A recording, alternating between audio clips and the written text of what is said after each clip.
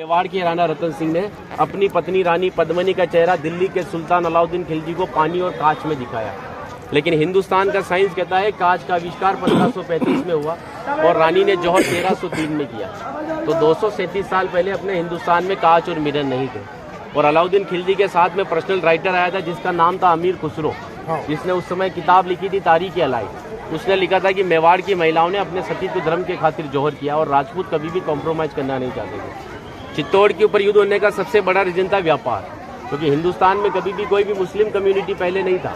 ये सभी जो आते थे अफगानिस्तान तुर्किस्तान से आते थे और आते कहाँ थे तो समुद्र के पास में आते थे, क्योंकि प्लेन तो थे नहीं ना। तो इधर नज़दीक पड़ता है गुजरात और ये जाते थे दिल्ली, तो इधर पड़ता है दिल्ली, उनको क्रॉस करना पड़ता था ये मेवाड़। अच्छा, इधर गुजरात इधर दिल्ली बीच में राजस्थान, तो इसको क्रॉस करना पड़ता था ये मेवाड़। तो यहाँ के राजपूत उनसे टैक्स वसूलते थे।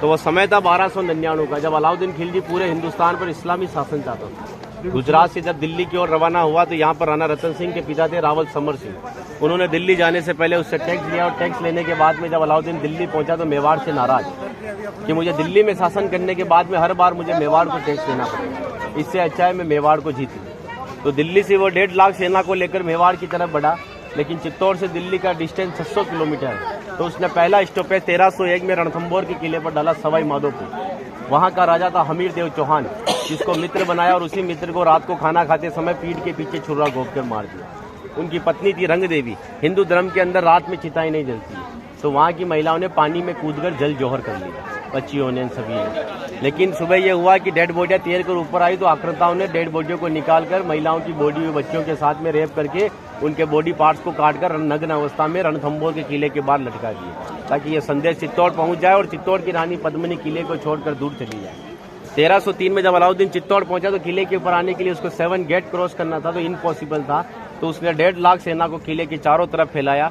8 महीने के बाद में किले के ऊपर खाने की कमी आई तो रानी पद्मिनी के चाचा भतीजा गोरा और बादल ने राणा रतन सिंह से कहा कि हमारा राशन खत्म हो रहा है और जब ये भूखे और कमजोर सेना से हम युद्ध करवाएंगे तो ये युद्ध नहीं कर पाएंगे। रतन सिंह को बातचीत के लिए 7 गेट के नीचे भेजा तो अलाउद्दीन खिलजी ने उनकी गर्दन पर तलवार रखकर झुकने के लिए कहा, लेकिन मेवाड़ का राजपूत सर कटाने के लिए मंजूर होता है लेकिन सर झुकाने के लिए कभी मंजूर नहीं हुआ।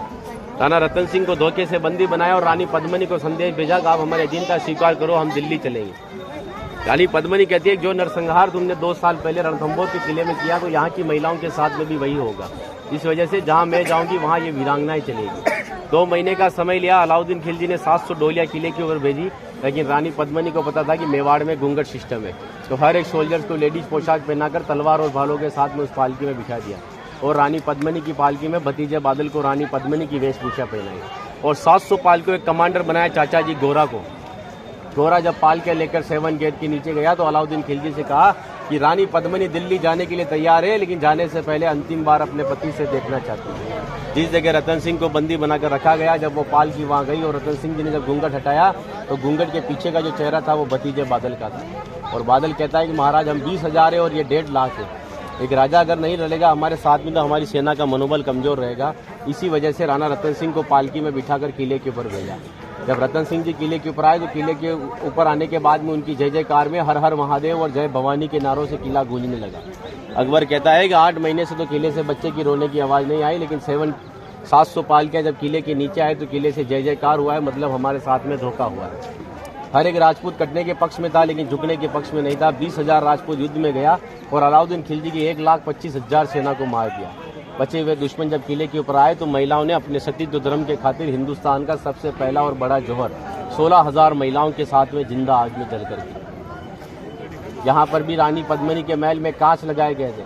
वो कांच लगाए थे पंडित जवाहरलाल नेहरू ने, क्योंकि एक पद्मावत पिक्चर के एक राइटर मलिक मोहम्मद जायसी की किताब को प्रमोट करने के लिए जवाहरलाल नेहरू जी ने उस किताब को आगे बढ़वा दिया। ये रानी को आईने में दिखाया, लेकिन हिंदुस्तान के इतिहास में कभी मेवाड़ गुलाम भी नहीं बना तो आईने में किसको दिखाया। और एक राजपूत अगर अपनी पत्नी का चेहरा हजारों को दिखाता फिर कहते वो राजपूत कहलाने का हकदार भी नहीं। इसीलिए 2 घंटे अपन इस किले के ऊपर घूमे तो एक लाशों के ऊपर चल रहे होते, सब जगह लाश है। इसीलिए उन महिलाओं के सम्मान के लिए कहावत कहता हूँ कि गिरा जहाँ पर खून वहाँ पत्थर पत्थर जिंदा है और जिस्म नहीं है मगर नाम का अक्षर अक्षर जिंदा है।